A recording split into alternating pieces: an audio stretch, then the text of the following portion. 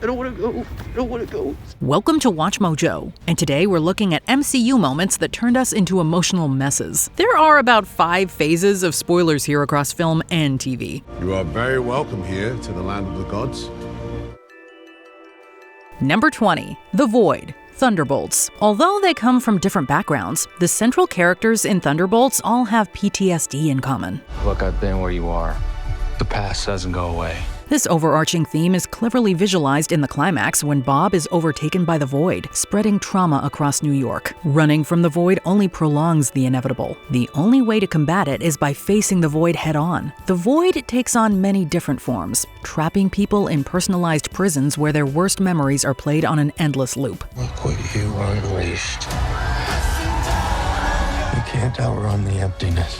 While some can escape this cycle on their own, others need a support group to bring them back. Bob is ultimately pulled from the brink of no return with the help of his new friends, allowing them all to heal as a team. Number 19. Death Comes for Nicholas. Agatha All Along. In this miniseries, we learn that Agatha Harkness had a son named Nicholas Scratch, whom she's destined to outlive. Desperately begging death, Agatha buys her son time, but the clock is ticking. I can offer only time. How much time? Although this presents Agatha in a more sympathetic light, it doesn't make her less evil. In fact, Agatha involves Nicholas in her plans to murder other witches and steal their magic. Regardless, Agatha genuinely loves her son, proving she has a heart, in a way that only makes Agatha more dangerous. When death inevitably takes the one person she cared about, Agatha plunges deeper into darkness.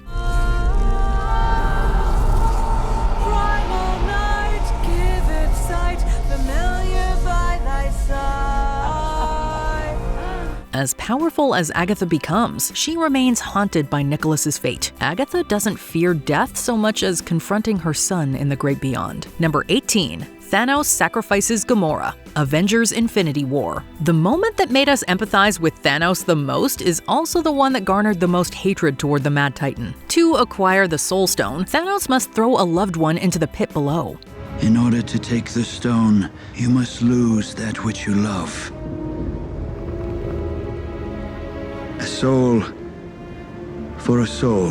Gamora believes her adoptive father has been bested, as he's incapable of love, or so she thinks. Despite being a less than ideal parent, Thanos truly views Gamora as his daughter. That doesn't mean he'll put family before his mission. Josh Brolin's performance and the emotive effects make us shed a tear with Thanos, even though he's the one causing this pain. Thanos ultimately succeeds in wiping out half of all life in the universe. Did you do it? Yes.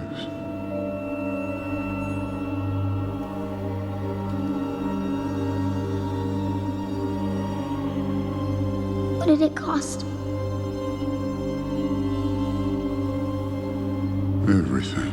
Knowing the personal price, though, he struggles to celebrate. Number 17. Scott returns. Avengers Endgame. Following the events of Avengers Infinity War, the world undergoes a massive change. After all, half of humanity's just gone. While Endgame features several scenes in this bleak new world, the one that hits home the most happens after Scott Lang, also known as Ant-Man, returns from the quantum realm. What the hell? Seeing him walk through the devastated and somber streets is rough, as is seeing his own name on a list of the dead. But what really gets the waterworks going is when he reunites with his daughter Cassie, now 5 years older than when he left. Cassie. Some of the tears are happy, but we can imagine how devastating it must be for him to overnight have lost so many years with his daughter. You're so big.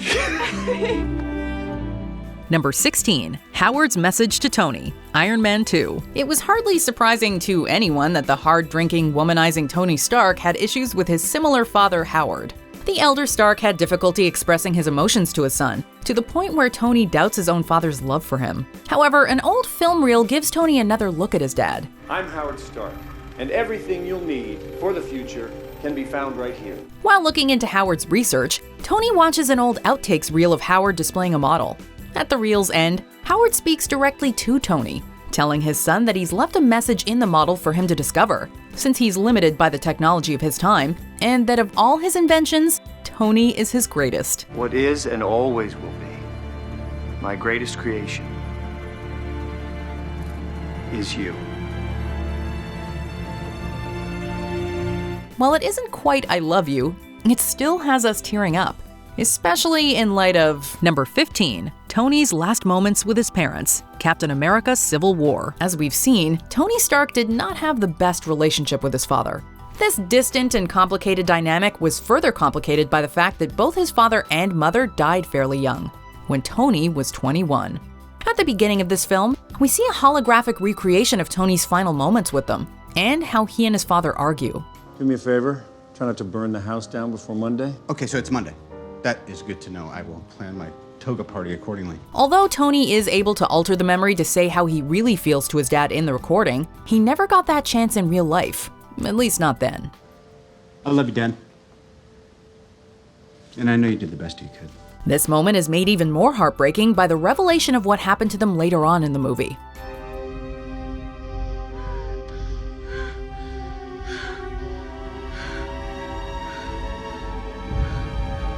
Number 14, Kilmongers Death, Black Panther. Eric Killmonger is a complex villain. While the assassin turned challenger to the throne of Wakanda may be utterly ruthless and power-hungry, his goal to free oppressed people of African descent is an admirable one. Hell of a move.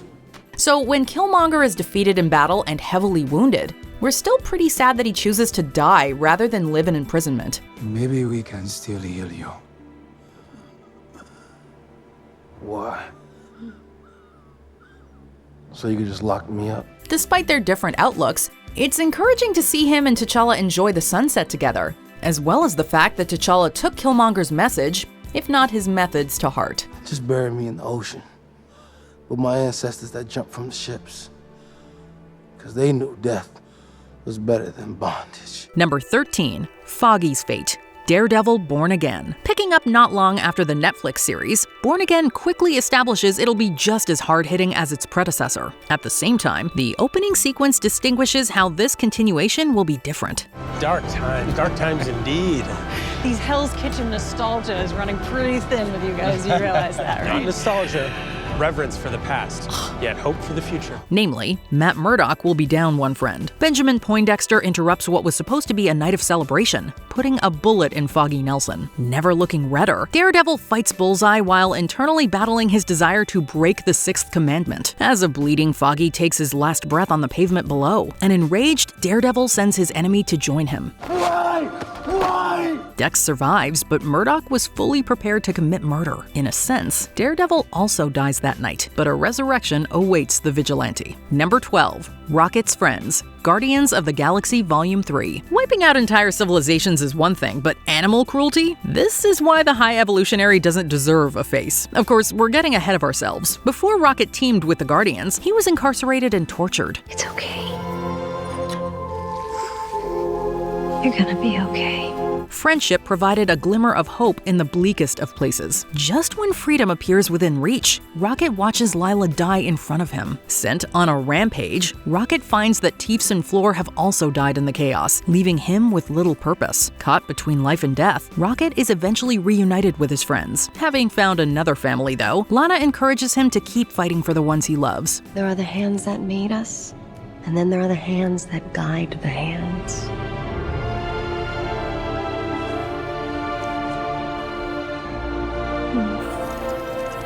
My beloved raccoon.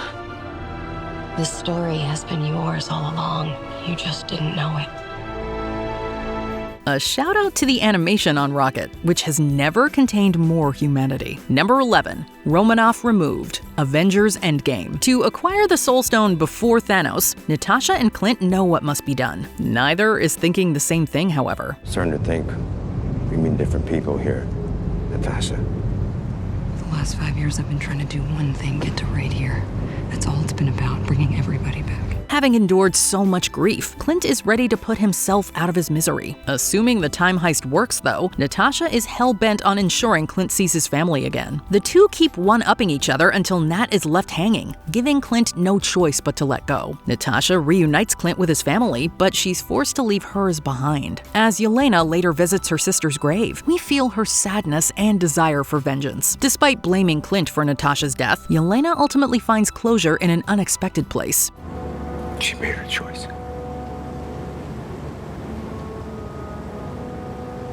We're gonna have to find a way to live with that.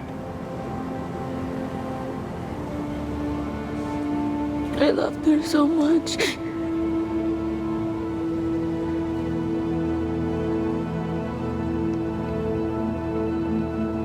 Me too. Each emotional beat hits its target. Number 10, Steve and Peggy's dance, Avengers Endgame. Steve Rogers and Peggy Carter have to be one of the most star-crossed couples in the MCU. Following their heartbreaking separation, more on that later, Steve returns many years later, only for Peggy to not even recognize him due to old age, and she then passes away. It's been so long. So long. Well, I couldn't leave my best girl. Not when she owes me a dance. As tragic as that is, what made us cry even more is when they finally got their second chance. At the end of Endgame, we see that after Cap traveled back in time to restore all the Infinity Stones, he remained there, as Bucky and Sam meet an elderly version of him. So did something go wrong or did something go right? The film's closing moments reveal that Steve finally got that long-awaited dance with Peggy. It was certainly worth the wait, and had us crying tears of joy.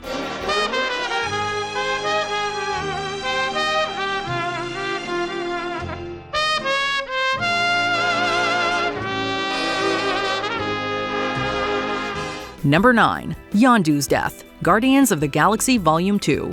Peter Quill didn't exactly have the most traditional upbringing. Kidnapped by the Ravagers with the intent to deliver him to his celestial father Ego, Yondu decided to raise Quill as his own once he found out that Ego was killing his offspring. After Quill and the Guardians succeed in killing Ego, with the planet collapsing around them, Yondu manages to rescue Quill. But with only one rocket pack and one air shield, he gives the air to Quill, sacrificing his own life for his adopted son, and proving to be a far from perfect, though still worthy daddy after all.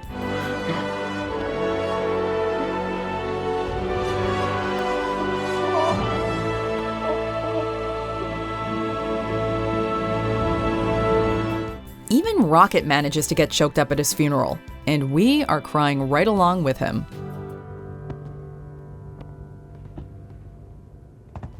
Number 8, Steve Goes In, Captain America: The First Avenger. Captain America's first time saving the world, or at least his country, occurs back in 1945.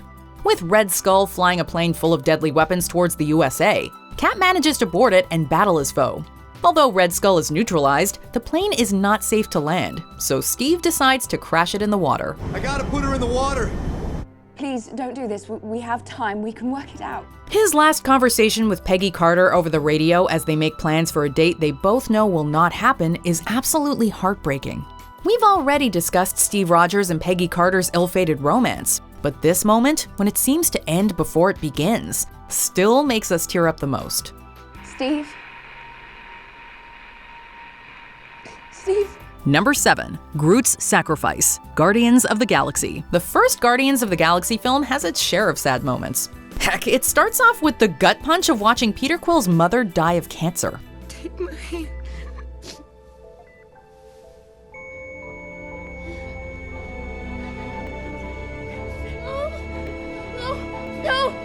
No! But there's a death that happens later in the film that hits even harder. During the final battle over Xandar, the Guardians find themselves struggling against the villain Ronan, but they manage to damage his ship enough that it crashes, unfortunately with them inside it. To protect his friends from the impact, Groot grows his plant-like limbs to shield them, at the cost of his own life. We are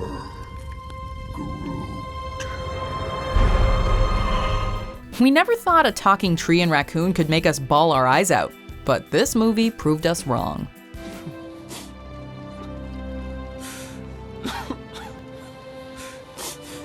Number 6, with great power, Spider-Man: No Way Home. When Tom Holland's Peter Parker joined the MCU, we had already watched Uncle Ben die on the big screen twice. While it'd be repetitive to do this a third time, loss is an important part of Peter's journey.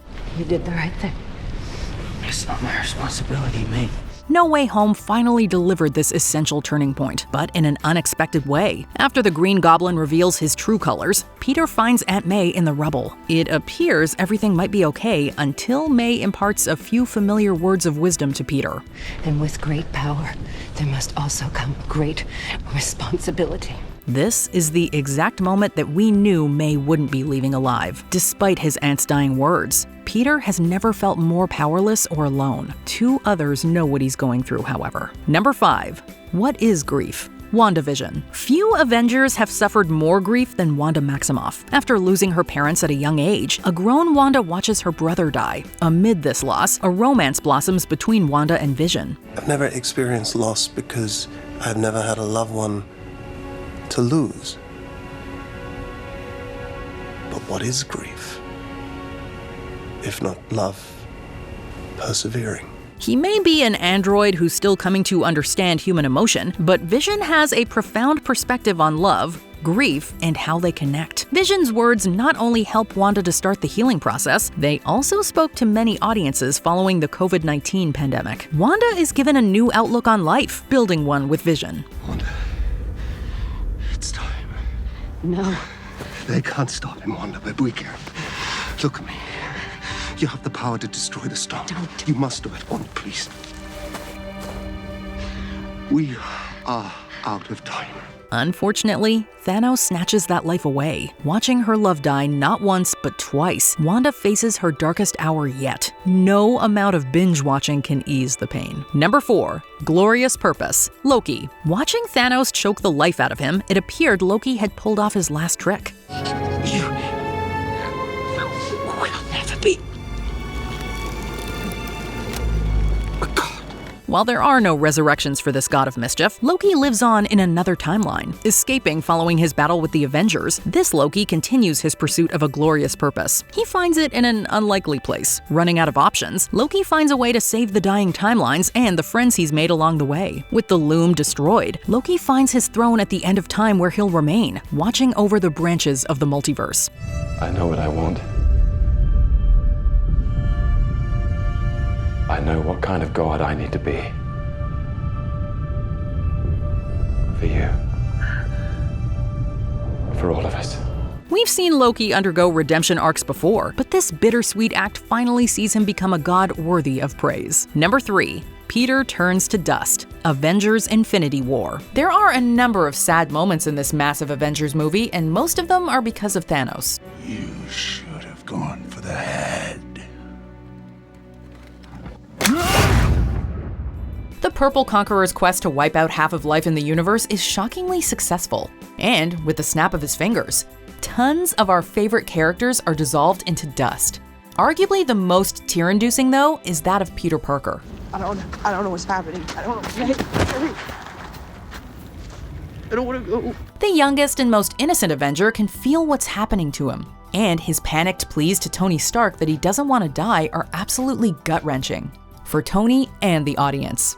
Number 2. TChallas Funeral. Black Panther, Wakanda Forever. With the tragic loss of Chadwick Boseman, we knew the Black Panther sequel would be an emotional powerhouse. Wakanda Forever made us cry at least 3 times.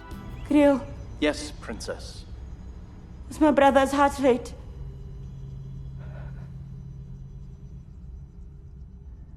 Your brother is with the ancestors.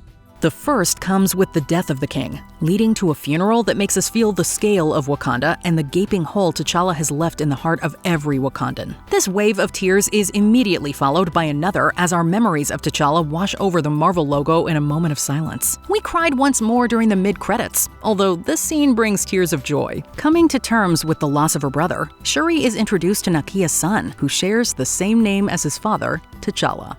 Uncle Barney. My name is Prince T'Challa, son of King T'Challa. Before we continue, be sure to subscribe to our channel and ring the bell to get notified about our latest videos. You have the option to be notified for occasional videos or all of them. If you're on your phone, make sure you go into your settings and switch on notifications. Number 1. Tony Stark dies. Avengers Endgame. The sequel to Infinity War raised the emotional stakes to new heights, and the MCU hit peak sad with this moment. In the final battle against Thanos, Tony Stark manages to get the Infinity Stones away from Thanos, delivering a snap of his own, while reaffirming his identity.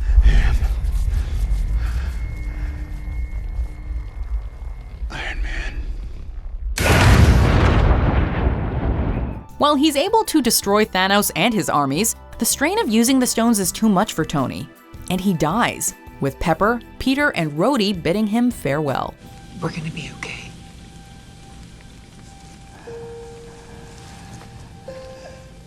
You can rest now.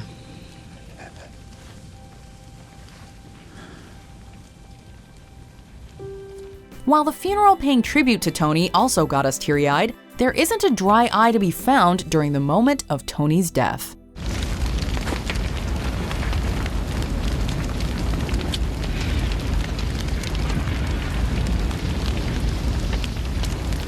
Which MCU moment gave you the feels? Let us know in the comments. No, Groot! You can't. You'll die. Why are you doing this? Why?